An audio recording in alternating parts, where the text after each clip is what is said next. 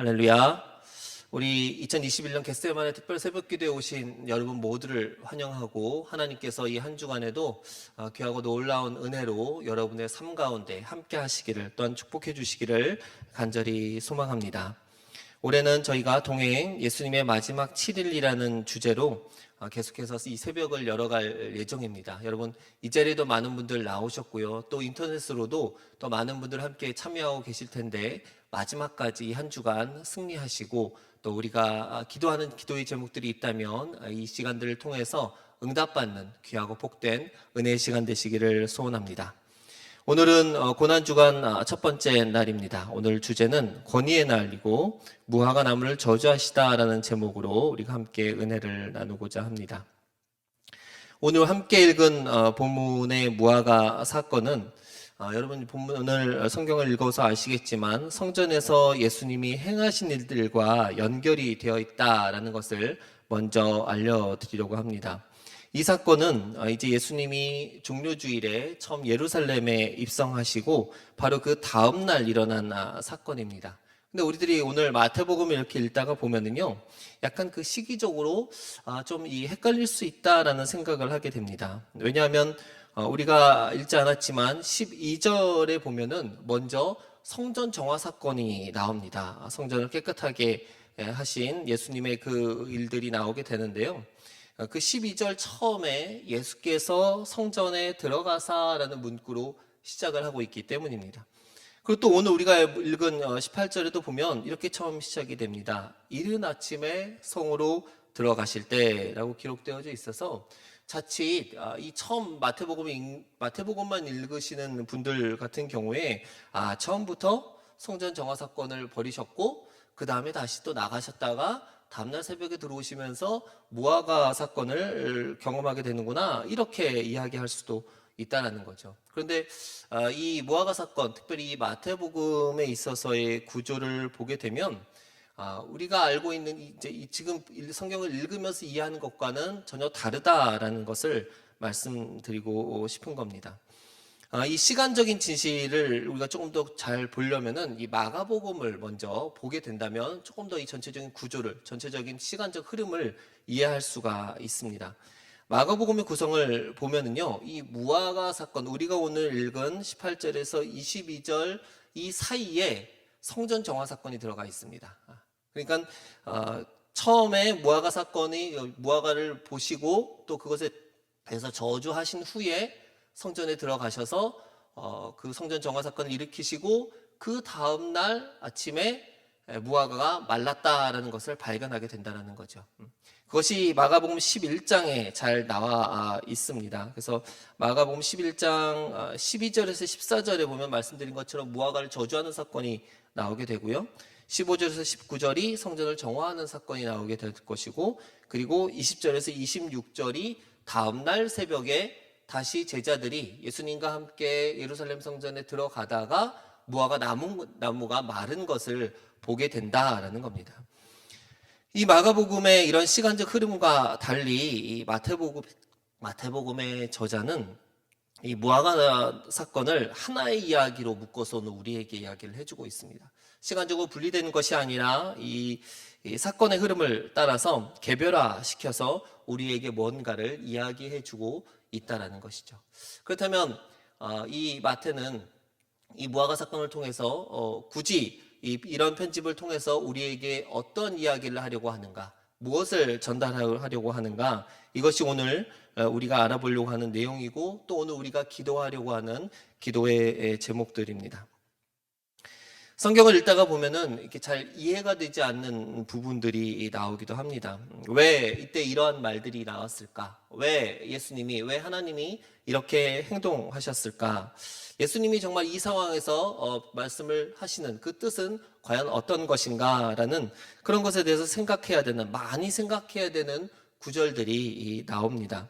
오늘 우리가 읽은 본문이, 이 무화과 나무 사건이 사실 그런 본문 중에 하나가 아닌가라고 생각을 해봅니다. 무화과, 참 그 이름 자체가 여러분도 아시겠지만 좀 신비함을 가지고 있죠. 무화과, 없을 무자에 꽃 하자에 열매 과자를 얘기를 합니다. 꽃도 없는데 열매를 만드는 나무다라고 이야기를 하는 것이죠. 그러나 그 이름과 달리 실제로는 이 무화과 그 나무는 잎 안에 숨겨진 꽃이 있다라고 이야기를 합니다. 그래서 겉에서 보이지 않기 때문에 꽃이 없다라고는 이름으로 표현이 되어져 있긴 한데요. 어쨌든 오늘 주인공이 무화과 나무입니다. 예루살렘 성에 들어간 뒤 이제 첫날 밤을 예수님과 제자들은 바깥에서 지내게 되고요. 그리고 다시 그 다음 날 성 안으로 들어오는 일로 이 둘째 날을 시작하십니다. 18절에 보니까 이른 아침에 예수님이 움직이셨다라고 이야기를 하고 있죠. 이른 아침에 예수님이 성으로 들어오시는데 그때 예수님은 시장하셨다라고 이야기를 합니다. 사실 언제나 거룩한 습관을 쫓아서 새벽부터 일찍 일어나 기도하시던 예수님의 습관은 이제 마지막 때에도 계속 되어졌던 것 같습니다. 그리고 다시 눕는 것이 아니라 시간을 벌며 일찍부터 자신의 사역을 위해서 부지런히 움직이신 예수님을 상상해 봅니다. 또 예수님의 모습처럼 우리도 지금 여러분 이 자리에 있는 것처럼 특별 새벽 기도회 뿐만이 아니라 매일의 일상의 삶 속에서 그러한 거룩한 습관들이 온전히 우리 삶 가운데 이뤄지면 더 감사하고 복되겠다라는 생각을 해보게 됩니다. 부디 이 시간들을 통해서 또 여러분의 삶이 그렇게 바뀌어지기를 축원합니다. 어쨌든 그렇게 새벽부터 움직이셨기 때문일까요? 아무래도 예수님은 시장하셨고 그리고 제자들도 아마 예수님의 말씀에 예수님이 움직이시는 그 모습들 속에 이제 그때 일어서서 아마 졸린 눈을 비비면서 예수님의 그 발걸음을 뒤따르지 않았을까 생각해 봅니다. 이때 미처 누구 하나 아침을 챙길 만한 그런 여지도 없이 예수님의 그 빠른 발걸음 뒤를 제자들도 쫓았을 겁니다. 성전으로 들어오신 예수님의 눈에 멀리 떨어진 한 그루의 무화과 나무가 보였습니다. 잎이 무성한 무화과 나무였습니다. 누가 봐도 저 나무에는 먹을 만한 것이 있겠구나, 열매가 있겠구나라는 생각을 하게 한 것이죠. 그런 기대를 가지고 가까이 가서 보니 그 나무는 잎사귀 외에 가진 것이 없었습니다. 그때 예수님은 우리가 이해하기 힘든 행동을 하셨습니다. 나무를 향하여 이제부터 영원히 내게서 열매를 따먹을 사람이 없을 것이다 라며 나무를 저주하신 거죠. 너를 보호해서 아무도 너를 건드리지 못하게 하겠다라는 의미가 아니라 내가 사람들에게 줄 열매가 없을 것이다 라고 저주를 하신 겁니다. 참 이 대목을 보면 예수님의 저주가 참 낯설게 느껴집니다. 시장길을 달래줄 것으로 기도한 예수님에게 무화과가 열매가 없었다라는 것은 굉장히 실망스러운 일이기는 하지만 그렇다고 나무를 저주할 정도의 일인가라는 생각을 해보기도 합니다. 온갖 죽어가는 것을 사랑하신, 생명을 사랑하신 생명의 주인이신 예수님이 그만한 일로 무화과 나무를 저주하셨다는 것이 평소에 우리가 알고 있던 예수님과는 사뭇 다른 느낌을 가지게 한다는 것이죠. 더욱이 이 마가복음 11장 13절에 보면은요, 무화과 나무가 열매가 없었던 이유를 이야기하는데 이렇게 기록이 되어져 있습니다. 이는 무화과의 때가 아닙니다라고 이야기를 하고 있다는 거죠. 무화과 열매가 나올 때가 아니었다라고 이야기를 합니다. 나무들은 때에 맞춰서 꽃을 피우고 나무들은 때에 맞춰서 그 열매를 맺고 있습니다. 아무리 힘들어도 저희 목장관 앞에 감나무는요 9월, 10월이 되면 아주 빨갛게 감이 익습니다. 누가 뭐라고 해도 돌보지 않아도 그때에 맞춰서 항상 그 열매들을 내고 있는 것이죠. 이것이 자연의 법칙일진데 예수님은 그 나무를 향해서 무화과 나무를 향해서 저주하셨다라는 사실입니다. 이 사실을 바라볼 때 이것은 과연 어떤 의미인가, 또 어떤 것이 우리 어떤 말씀을 하려고 하시는 것인가에 대해서 좀 더 생각을 해보아야 될 것입니다. 자, 이 본문에 대해서 우리가 두 가지 정도를 살펴볼 수 있을 것 같습니다. 먼저는 무화과 자체만을 생각해 봅니다. 무화과가 무엇을 이야기하고 있는가? 아침에 잎이 무성한 채로 예수님의 눈길을 끌었던 무화과 나무는요, 사실 보통 3월, 4월경에 잎이 새로 그때 막 돋는다라고 이야기를 합니다. 예루살렘 주변에 있는 모든 무화과 나무들은 그 시기에 이제 막 잎이 틔우기 시작해서 약 6월경이 되어서야 잎이 무성하게 자라고 열매를 맺을 수 있다라고 이야기를 한다라는 거죠. 근데 오늘 본문의 배경이 되는 시기는 언제였을까요? 바로 이제 잎이 막 나오는 3월, 4월, 6월절 기간이라는 사실입니다. 그럼 어떻게 보면은 3월 달에 이 6월절 기간에 잎이 무성한 무화과 나무 이것 자체도 이상한 겁니다. 무화과 나무도 이상한 상태였다라고 말할 수 있는 것이죠.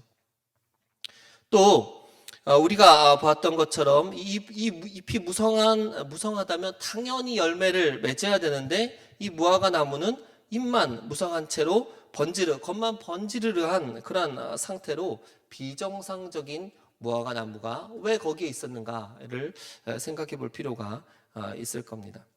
결국 예수님이 그냥 지나치지 못한 이 무화과 나무는 하나의 무화과 나무 그 자체가 아니라 상징으로서의 무화과 나무를 나눈 것을 우리들이 보아야 될 겁니다. 이 무화과 나무는 어떤 것을 상징하고 있는가? 당시에 있는 종교, 그 유대교, 그리고 유대교인들의 모습을 상징하고 있다라고 우리가 이해해야 될 것입니다. 겉은 번지르르하지만 내실은 없는 유대교였습니다. 밖으로는 거룩함이 남다르게 보이지만 아무런 유익을 끼치지 못하는 그런 종교로서의 유대교를 상징하고 있다라는 것이죠. 전혀 사람들에게 유익을 끼치지 못하고 있는 종교와 또 그 종교인들, 그들의 모습이 바로 이런 무화과 나무다라고 이야기하고 있다라는 겁니다. 예수님의 심판은, 예수님의 저주는 단순히 한 생명으로서의 무화과 나무가 아니라 그렇게 본 모습을 잊어버리고 형식만 남고 껍데기뿐인 그 종교를 향하여서 질타하고 있다라는 사실인 겁니다. 그러고 보면 오늘 우리의 모습을 한번 돌이켜 볼 때 정말 우리들도 이런 열매를 지금 품고 있는 나무인가라는 것에 대해서 스스로를 한번 돌아보고 또 성찰해 볼 필요가 있을 겁니다. 아까 앞에서 제가 이 마태복음과 마가복음의 구성이 다르다라고 말씀을 드렸죠. 분명 마태복음은 저자 마태로 하여금 의도와 목적을 가지고 이렇게 편집이 되었을 겁니다. 보통 우리가 알기로 마태복음은 유대인들을 대상으로 적은 복음서라고 이야기를 하고 정말 그 독자들이 유대인들을 생각하면서 적었기 때문에 사실 오늘 무화과 나무 사건을 하나로 묶어놓은 것 또한 유대교인들에게 보라고, 읽어보라고, 느껴보라고 이야기하는 바로 그런 대목들이 아닌가 생각이 되어집니다. 하지만 이 독자들을 의식해서, 이 글을 읽는 유대인들을 의식해서 대놓고 너희들은 잘못되어졌다, 너희 유대교는 지금 실수하고 있다, 종교부가 아니라 껍데기만 남았다라고 말은 하지 못한 채 이 마태는 조금 소극적으로 그렇게 무화과 나무를 표현하면서 그들을 향한 예수님의 저주를 표현하고 있는 것이 아닌가 그 생각이 되어집니다. 동시에 마태가 이야기하고 싶었던 것은 예수님이 가지신 말씀의 능력과 권위를 표현하고 있는 것이죠. 19절 말미에 내가 열매를 맺지 못하리라 하시니 무화과 나무가 곧 마른지라. 이처럼 놀랍고 능력 있는 대목은 없을 것입니다.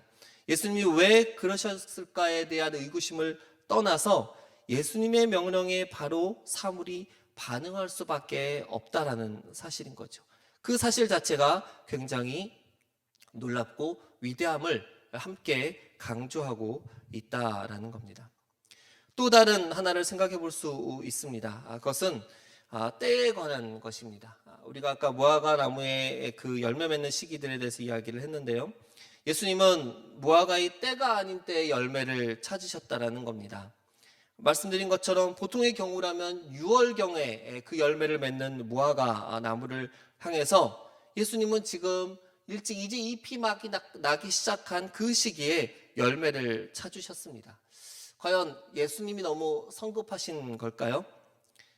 상식적인 측면에서 본다면 예수님이 너무 성급하셨습니다, 아직 그 때가 아닙니다, 제 때가 아닙니다 라고 이야기를 할 수 있겠지만 그러나 그 무화과 나무를 빗대어서 그 유대교인들, 종교인들, 또 더 나아가서 저와 여러분들을 빗대어서 생각을 해본다면 전혀 성급하지 않다라는 겁니다. 충분히 예수님은 그럴 자격이 있으시다라는 것이죠. 창조주의 권위를 가지신 예수님은 우리들에게, 사람들에게, 그리고 모든 이들에게 때가 아닌 때에 열매를 요구할 수 있다라는 사실입니다. 창조주이신 하나님, 그 창조주이신 그 독특한 본성을 가지고 계신 예수님이 우리들에게 열매를 달라 하시면 우리는 그 열매를 지금 바로 드려야 한다라는 것입니다. 그것이 우리의 의무인 것이죠. 우리는 피조물이기 때문입니다. 그 때를 찾아서는 안 됩니다. 제 때만을 주장해서 지금 우리의 열매 없음을 강조하여도 그것은 결코 핑계가 될 수 없다라는 겁니다. 많은 사람들이 이렇게 이야기를 합니다. 전 아직 부족합니다. 아직 준비가 되지 않았습니다. 전 아직 부족하여서 할 수 있는 것이 없습니다. 이렇게 이야기를 합니다. 좋게 말한다면 겸손함이라고 이야기할 수 있을 겁니다. 겸손한 모습을 우리가 보인다라고 이야기할 수 있을 겁니다. 그러나 하나님 앞에서 예수님의 부르심과 예수님의 명령 앞에서는 이것은 겸손이 아닙니다. 이것은 불순종이 된다라는 것입니다. 예수님이 우리에게 요구하실 때 그때 우리는 바로 응답해야 된다라는 겁니다. 열매를 드려야 한다는 겁니다. 그것이 우리의 책임이고 우리의 의무라는 사실인 거죠. 예수님이 우리에게 원하시는 것은 한 가지가 아닐 것입니다. 때로는 생명의 열매일 수도 있을 겁니다. 때로는 우리 삶의 열매일 수도 있을 겁니다. 때로는 우리 입술의 선한 말일 수도 있을 것입니다. 우리가 가진 다양한 삶의 전반에서 예수님이 바라시고 예수님이 우리에게 원하시는 그 열매들을 지금 바로 드려야 한다라는 사실인 겁니다. 예수님 지금 얘기하실 줄 몰랐습니다. 하나님 지금 우리에게 그걸 요구하실 줄 몰랐습니다. 이것은 핑계가 되지 못합니다. 이미 말씀을 통해서 이미 새로운 계시를 요구하는 것이 아니라 하나님 우리에게 주신 말씀을 통해서 지금 저와 여러분들에게 이 세상 가운데 어떻게 살아야 하는지, 무엇을 드려야 하는지 이미 다 말씀하셨기 때문입니다. 적어도 지금 함께 예배하는 우리들은 이것에 대해서 몰랐다라고 말할 수 없다라는 것이죠. 마지막 한 가지를 더 생각해 보고자 합니다. 한 굴의 그 무화과의 희생으로 우리에게 예수님이 우리에게 무엇을 요구하시는지 또 예수님이 무엇을 말씀하시는지 우리가 살펴보게 되었습니다. 사실 이 무화과의 비유를 통하여서 제일 우리들에게 요구하시는 것 아마도 형식적인 종교, 형식적인 신앙에 대한 경고가 아닐까 생각을 해보게 됩니다. 아까 처음에 말씀드릴 때 이것이 성전의 문제와 같이 연결되어져 있다라고 말씀을 드렸어요. 무화과 나무 사건의 그 중간에 무슨 사건이 들어가 있는가? 성전 청결, 성전 정화 사건이 들어있다라고 말씀을 드렸습니다.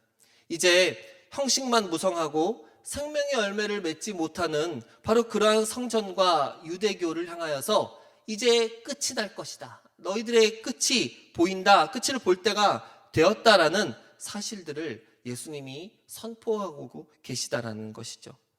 성전은 어떤 곳이어야 됩니까? 하나님의 기도하는 집이어야 됩니다. 그러나 예수님과 그 제자들이 현실에서 당면한 사실은 어떤 겁니까? 바로 성경의 표현 그대로 성전은 성전이 아니라 강도의 소굴이었습니다. 자신의 이익을 위해서 사람들이 돈과 형식화된 재물을 바꾸는 곳이었습니다. 자신들의 편리함을 위해서 성전의 기능을 바꾸어 버렸습니다. 예배드리기 위하여 정성과 간절함으로 나오던 그 열심들을 뒤로 한 채 그럼에도 불구하고 하나님의 은혜는 소망하는 사람들, 쉽게 좋은 게 좋은 것이다라는 것을 강조하면서 그렇게 값싼 은혜를 구하려고 하는 사람들로 들끓는 곳, 그것이 바로 강도의 소굴이 되었다는 겁니다.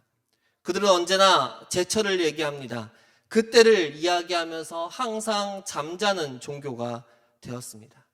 이 종교를, 바로 이들을 예수님과 제자들이 직면한 것입니다. 그 상황에서 예수님은 과감하게 성전에서 채찍을 드셨고 장사한 이들의 모든 매대를 엎으셨고 그들을 바꾸시고 성전을 본래의 모습들을 회복시키기 위해서 예수님은 그곳에서 성전을 성전답게 만들기 위하여 힘쓰셨던 것입니다. 예수님은 성전의 그 본질을 회복하기 위해서 그렇게 행하셨어야만 했을 것입니다. 그것과 함께 무화과를 통해서 우리들에게 이야기를 하십니다. 이제 이전 성전에 대한 기대는 버리고 새로운 기대, 새로운 방법들을 우리에게 알려주시는 거죠. 그래서 오늘 우리가 읽은 본문의 뒷부분들 20절, 21절, 22절이 바로 이것과 연결되어진다라고 볼 수가 있습니다.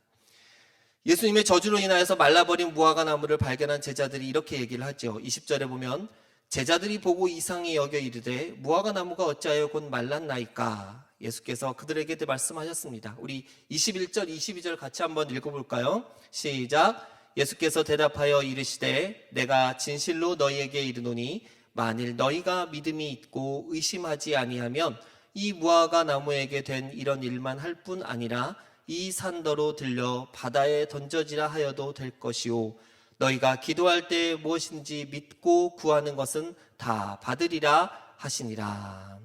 아멘. 제자들은 여전히 어리석음을 보입니다. 그저 외형적으로 나타난 놀라움에 그들은 사로잡혀 있을 뿐입니다. 무화과 이면에 감춰진 메시지를 알지 못한 채 예수님, 진짜 예수님이 말씀하시니까 무화과가 말라버렸어요. 여기에만 지금 그들이 매어져 있던 것이죠. 이에 예수님은 차분하게 그 다음에 기도의 능력에 대해서 이야기를 하십니다. 보이는 그대로 본다면 믿고 구하는 것은 이룰 것이다 라고 이야기를 하십니다. 너희가 믿고 구하면 이보다 더 큰 일, 산을 옮겨 바다에도 빠뜨릴 수 있을 그러한 일들을 너희가 할 수 있다라고 이야기를 하신다는 거죠. 근데 여기에도 우리가 멈춰서는 안 될 것입니다. 그냥 우리가 믿어서 구하면 얻을 것이다. 이 단순 논리도 굉장히 중요하고 핵심적인 논리이지만 이것이 결국 무엇을 얘기하는가? 바로 예수님의 성전 정화와 연결되어졌다라는 것이죠. 그때 당시에 그들에게 있어서의 기도의 자리는 어디였습니까? 성전이었습니다. 하나님께 기도하는 곳이었습니다. 하나님도 성전을 기도하는 집이다라고 말씀을 하셨는데 실상 그들에게 이미 기도의 장소가 사라져버리게 된 것이죠. 그들이 하나님께 간구하고 외쳐야 될 그 기도의 자리는 강도의 소굴이 되어버렸다는 사실입니다. 하나님의 성전은 기도하는 집이어야 하지만 그러나 강도의 소굴로 만들어버린 옛날 종교, 그 종교들은 이제 말라 비틀어져 사라지게 될 것입니다. 그런데 기도는 어떻게 하죠? 그러면 기도는 어디서 해야 됩니까? 이것에 대한 답을 예수님이 주신 것인 겁니다. 그네들이 가지고 있던 기도의 장소가 중요한 것이 아니라 성전에 가서 너희가 그 장소 때문에 그곳에서 강도의 소굴이 되어지고 돈을 바꾸고 재물을 사고 했다라는 것을 지적하시면서 이제 중요한 것은 장소가 아니라 너희들 마음 가운데 있는, 너희들의 소망 가운데 있는, 신념 가운데 있는 하나님을 향한 믿음이다. 이 믿음을 더욱더 굳세게 세워라 라고 말씀을 하신다는 거죠. 외형을 쫓지 말고 하나님을 향한 믿음을 가지라 라고 말씀하시는 겁니다. 그러한 믿음을 가지고, 그러한 소망을 가지고 구할 때 너희가 산을 들어 옮기는 능력까지도 나타나게 될 것이다 라고 이야기를 해주신다는 겁니다. 예수님이 보이신 기도는 성전을 대신하는 기도이고 이제 형식적이고 과거의 그런 종교의 자리를 구하지 말고 지금 있는 곳에서, 지금 너희가 서 있는 곳에서, 지금 내가 생활하는 바로 그곳에서 하나님을 향한 온전한 믿음으로 구하고 또 그 믿음을 가진 공동체가 외형의 성전을 대신할 것이다. 너희 그 믿음의 기도가 성전을 대신할 것이다. 믿음이 모인 자들의 모임이 이전의 성전을 대신할 것이다 라고 말해 주신다는 것입니다. 지금 우리가 찾아야 될 것은 형식적인 것이 아닙니다. 우리가 찾아야 될 것은 외형적인 것이 아닙니다. 지금 여러분들이 서 있는 곳에서, 여러분들이 지금 기도하는 곳에서, 여러분이 지금 예배하는 그 자리가 하나님을 만나는 자리가 되어야 될 것이고, 또 우리가 그 믿음 가운데 온전하게 세워지고 또 그 믿음으로 함께 모이기를 힘써야 될 것입니다. 특별히 지난 1년 동안 우리 코로나로 인하여서 우리 많은 성도들이 함께 모이지 못하고 흩어져 있습니다. 어떤 이들은 정말 연락도 되지 않은 채 사라져버린 그런 이들도 있을 것입니다. 다시금 그들을 찾아서 그들을 향하여서 하나님께서 우리에게 주시는 그 믿음의 의미들을 회복하기를 소원합니다. 그리고 지금 여러분들이 서 있는 바로 그 자리를 통해서 하나님이 임재하시는 성전임을 믿고 우리가 기도함으로 응답받을 수 있는, 그리고 온전하게 세워질 수 있는, 그리고 기도의 열매를 경험할 수 있는 저와 여러분이 되기를 소원합니다. 여러분, 그 믿음을 여러분 더욱더 견고하게 세우도록 함께 기도하시기를 원합니다. 하나님께서 여러분이 있는 곳에, 여러분의 그 믿음으로 나아가는 그 자리에 함께 하시고 여러분들의 그 기도 가운데 응답하여 주시는 줄 믿습니다. 이 한 주간 여러분들 있는 그 모든 곳곳에서 그런 믿음을 잃지 마시고 믿음을 더 세워가는 이 한 주간이 되어가기를 소원하고, 우리가 함께 기도하며 승리하기를 소원합니다. 우리 이 시간 함께 먼저 좀 기도하겠습니다. 한두 가지 우리 기도 제목을 가지고 같이 한번 중보하면서 같이 기도하도록 하겠습니다. 우리 첫 번째로 기도하실 때는 우리가 형식적이고 열매 없는 종교인으로 머물지 않도록, 우리가 외형만 종교인으로 남지 아니하도록 언제나 우리 가운데 하나님을 향한 믿음을, 성전을 대체할 수 있는 바로 그런 믿음으로 세워질 수 있도록 우리의 모습들을 위해서, 우리 스스로의 모습들을 위해서 이 시간 주여 한번 외치고 함께 간절히 기도하도록 하겠습니다. 주여